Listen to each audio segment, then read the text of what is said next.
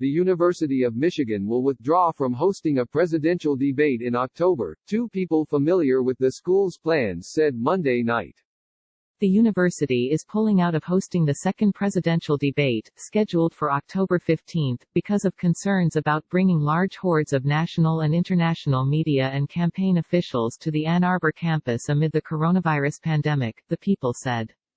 Two people directly familiar with the debate planning said the Michigan gathering will be moved to Miami's Adrienne Arsht Center for the Performing Arts, which hosted the first debates of the 2020 Democratic primary season last summer. The Detroit Free Press first reported Michigan would withdraw from hosting the debate.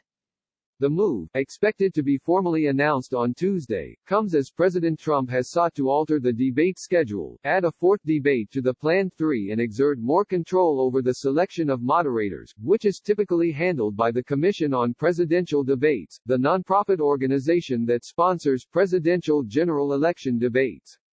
The campaign of Mr. Trump's opponent, former Vice President Joseph R. Biden Jr., has rebuffed his proposals, dismissing them as a distraction.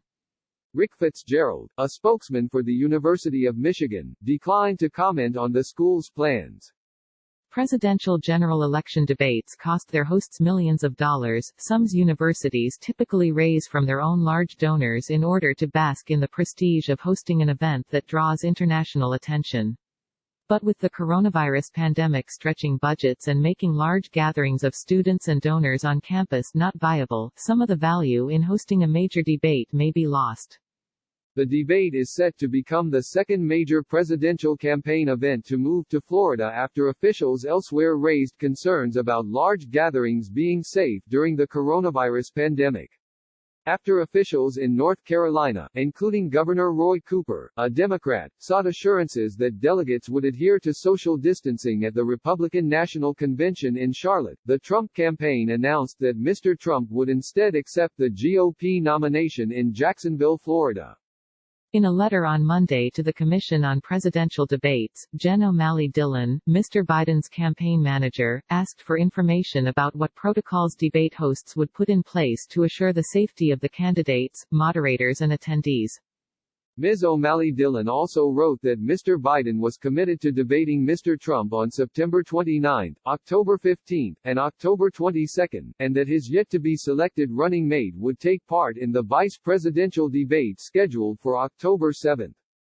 Our position is straightforward and clear. Joe Biden will accept the Commission's debates, on the Commission's dates, under the Commission's established format and the Commission's independent choice of moderators, Ms. O'Malley Dillon said in the letter, which was obtained by the New York Times. Donald Trump and Mike Pence should do the same. Any debate proposals, in lieu of that, are just an effort to change the subject, avoid debates, or create a distracting debate about debates, she added. The details of the letter were first reported by The Washington Post.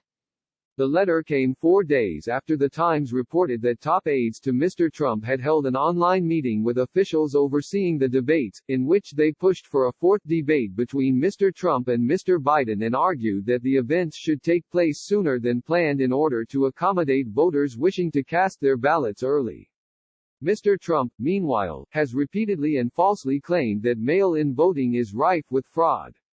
Rudolph W. Giuliani, Mr. Trump's personal lawyer, was in the meeting and also proposed a system allowing both campaigns to recommend a set number of moderators and then strike some of them from their opponents' lists until an agreement was reached. In her letter, Ms. O'Malley Dillon noted that the Trump campaign's position was a shift from months earlier, when the president's advisors were discussing whether Mr. Trump would take part in debates sponsored by the commission at all. The Trump position seems to be saying that he will debate if he can pick the moderators, she wrote. The Commission, which has produced the general election debates since the 1988 campaign, typically spends months negotiating the details with representatives for the candidates. The group did not respond to a request for comment.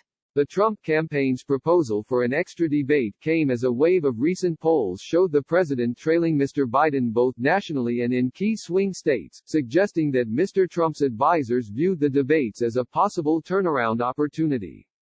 An earlier and longer debate schedule is necessary so Americans can see the clear difference between President Trump's vibrant leadership and Biden's confused meandering, said Tim Murtaugh, a Trump campaign spokesman. Ms. O'Malley Dillon said in her letter that even if the coronavirus remained prevalent in the months ahead, she hoped that the second debate, originally set to be held in Michigan, would follow a town hall-style format as has been customary in recent years, enabling voters to ask questions of the candidates directly. We know that voters have many questions for the president, she wrote. Jonathan Martin and Maggie Haberman contributed reporting.